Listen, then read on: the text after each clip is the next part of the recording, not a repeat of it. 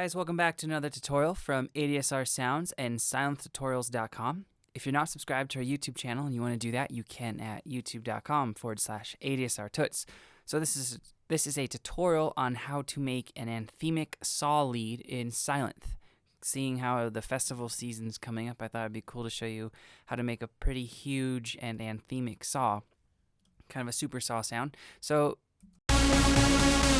that is a patch, and there's no external processing except I have one instance of Effectrix up, and it's doing that vinyl glitch down effect you hear.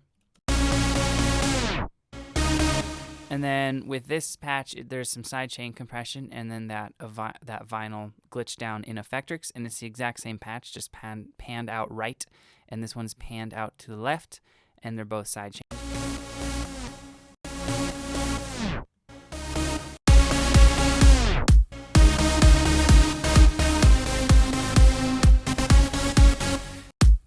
And that is the kick. So let's jump right into it. I'm going to make a new instance. That's the wrong thing altogether. I'm going to make a new instance of Sylenth.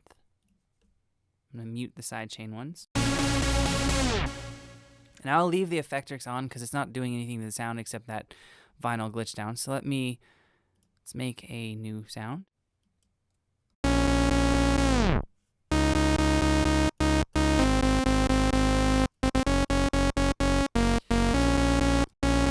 So the first thing you're going to want to do on part A, we're going to be using both part A and part B for the sound. So for part A, let's get the polyphony up to 10. And then we're going to, let's get some of the oscillators taken care of. So for the waveform, for oscillator A1, you can use the saw wave. And then for voices, we're going to do 8 to give it a thick stacked sound. Stereo, you can leave all the way up. Detune, you're going to kind of take to about 4 or 5, just under 5 probably would be a little bit better.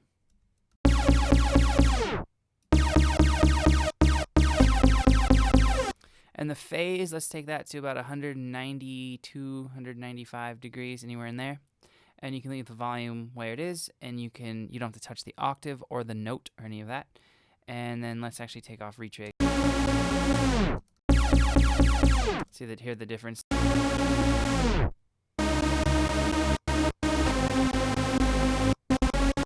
And now for our decay in our amp envelope for part A, let's turn that up to about 5. So up about halfway. And the sustain we're going to have at about 4.6, just under 5. Actually, about 4.89 sounds a little bit better. And then the release, we're going to move up just a little bit, just to give the sound some breath after we play it. We're going to move it up to about 1.71, I think is a default number. Yeah, let's do 1.71.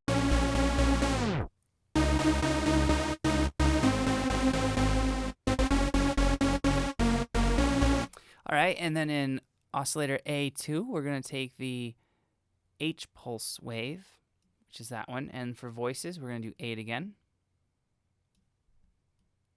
Trying to thicken up the sound to make it anthemic. And for the octave, we're going to down tune this -1.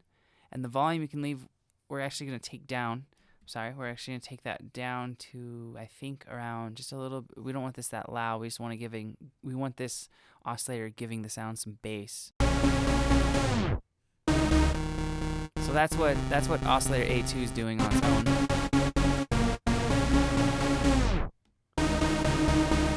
And now let's turn the detune up to about 4. And then we're going to turn the phase up a little bit to about 30 degrees, right around in there, so not very much at all.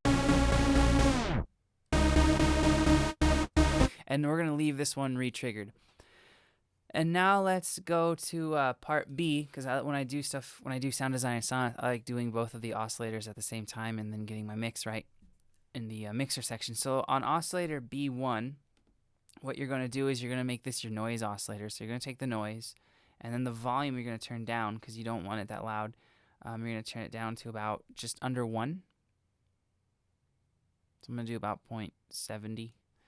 And then you, of course, don't have to touch the You can turn the detune up a little bit. I don't know if it has a huge effect on the sound. It might just be something that you perceive more than you hear, but I like doing that in some of my sounds. And now we're going to take for the amp envelope, what we're going to do is I'm just going to copy this one, and then I'm going to turn, this needs to be right at 4, yep.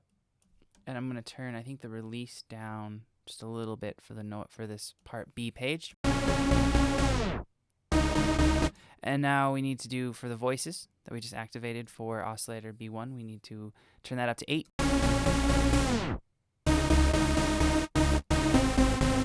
And then in oscillator B2, we're going to take another saw wave. So let's turn that to saw. And for voices, we're going to do 8 again.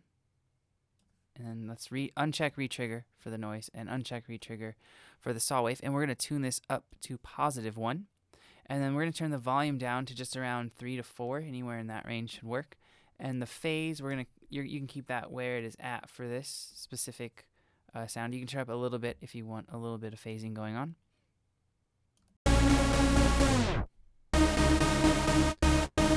And let's turn the detune up to about 3.5, anywhere in there.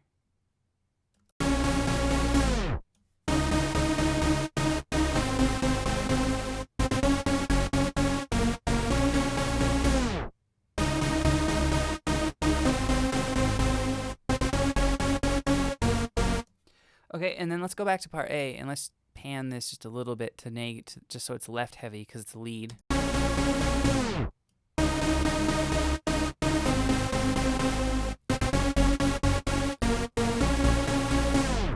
Alright, so now we have our oscillators for both part A and part B set up, and now let's turn the main volume down a little, and let's turn up the mix A, and have the mix B just right under the mix A.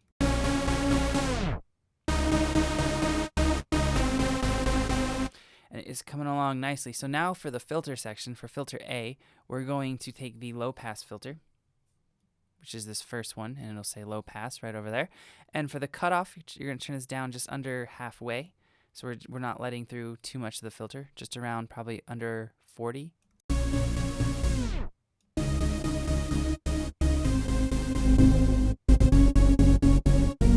then I'm going to turn the drive up. And you're going to leave this on the input the input for filter. You're going to leave it on A. You don't need to touch that. And now let's go to part B, because we need to set up the filter for part B as well. And we're going to take the same filter type, low pass, and then this cutoff is actually going to be at about 11 hertz.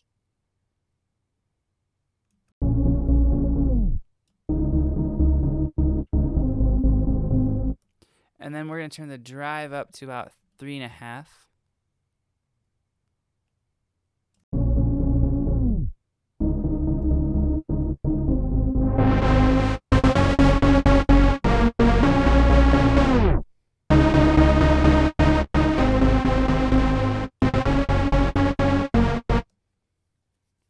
All right, and that's our sound so far, and we have both of the oscillators on both part A and part B dialed in, and we have the filters set up how they need to be for both page A or part B.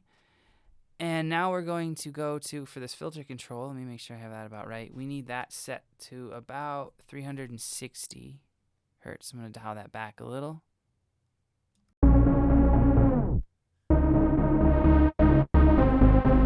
And then turn the key track up a little bit.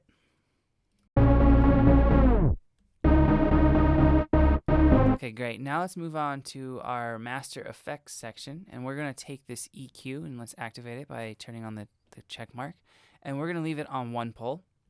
So now we're going to take the bass and we're going to turn it down to around 3.7, 3.14. Anywhere in there should be all right.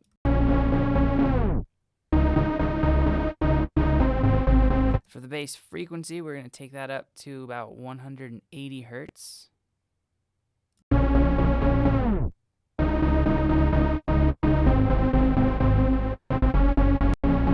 Now let's take the treble up to 11 or around there. So we're opening up the sound a little bit to make it more like a lead. And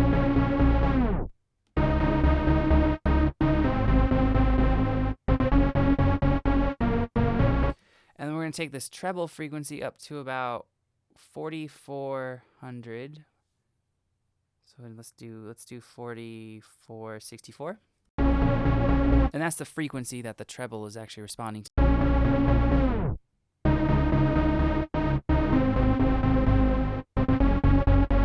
And you might be thinking that a few minutes ago, before I had the filters input, that sounds pretty cool. And if I drench that in reverb and delay, it would be fairly similar to.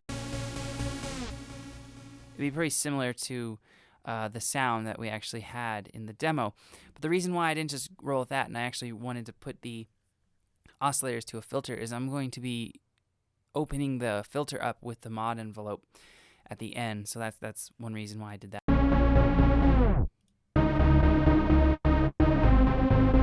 And now I'm going to turn on the delay, and I'm going to take the let's make sure it's selected for ping-pong. And we're going to take the delay left to 1/8.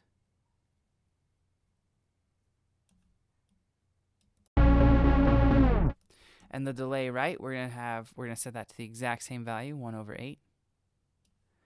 And now we're going to take the low cut and we're going to boost that just a little bit. Just to get a little bit of the low the delay. And we're going to take the high cut and move that up just a little as well. And now the smear, we're going to turn that almost all the way to 10, just around 9.5 would be good. And now turn the spread up to about 65 to 70%, anywhere in there. That's going to spread out the ping-pong delays once we get the dry wet up.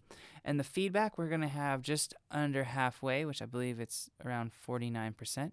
And the width, same thing, just around 50 to 49%. And let's turn the dry wet up to just about 40, 45, anywhere in there would be good.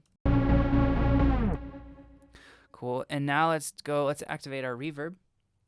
And we're going to add a little bit more of some spatial processing to this. We're going to take the size and we're going to move that out just under 5. We don't want it too big because the Sylenth reverb can get a little bit glassy sounding. And then the pre-delay just up a little so it's not right on the attack of our notes. And then we're going to turn the width all the way to 100 for this so it's really wide and big because we're going for anthemic. And then for the dry wet, we're going to bump that out to about 60.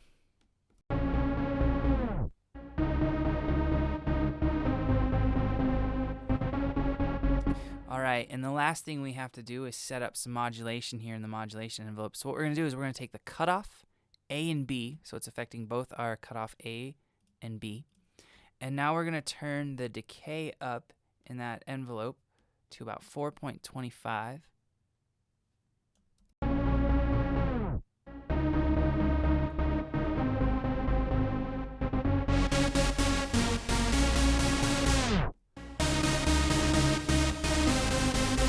And then we're going to turn this little rotary knob here to just around 8.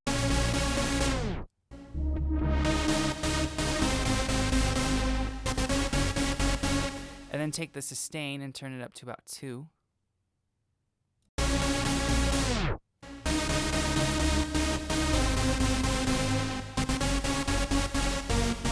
And now, last step, we're going to take the pitch A and B and activate it in the mod envelope 2. And we're going to just bump this decay up to like 0.23. See, it's adding a little bit of that snap to the attack.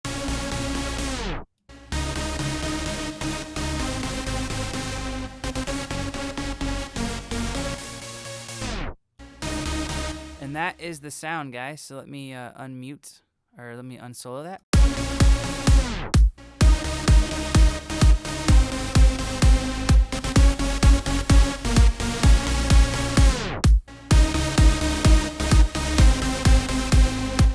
So that's the sound. If you have any questions or comments, let me know below, and I'll get back to them as soon as I can. Thanks for watching, and if you haven't headed over to sylenthtutorials.com, check it out. We have a bunch of tutorials going up and some new presets, and basically everything Sylenth.